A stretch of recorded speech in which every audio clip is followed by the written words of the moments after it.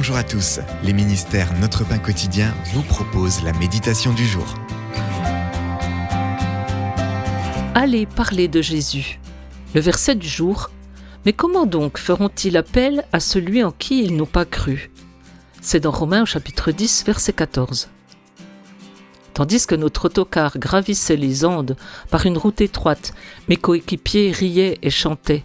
Je regardais fixement par ma fenêtre, stupéfaite de constater qu'il n'y avait pas de parapet entre nous et le ravin à notre droite.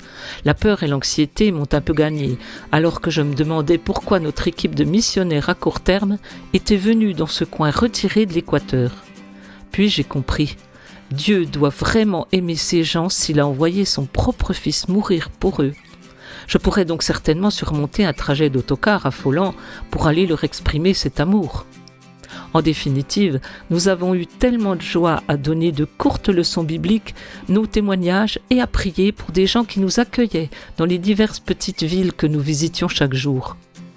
L'apôtre Paul était déterminé à parler de Jésus aux gens, de sorte qu'ils puissent mettre eux aussi leur foi en lui.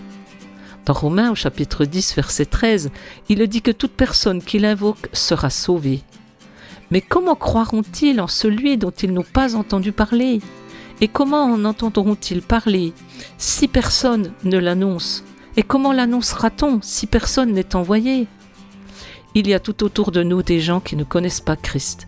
Demandons donc à Dieu de nous accorder le courage de leur annoncer la bonne nouvelle de Jésus, de prier pour eux, de les inviter à un culte ou à une activité d'église. C'était un texte de Nancy Gavilanes. Comment pouvez-vous proclamer le message de Christ à ceux qui ne le connaissent pas ? Que pouvez-vous faire de concret cette semaine pour montrer à quelqu'un que vous vous souciez de lui ? Seigneur, aide-moi à faire connaître Jésus.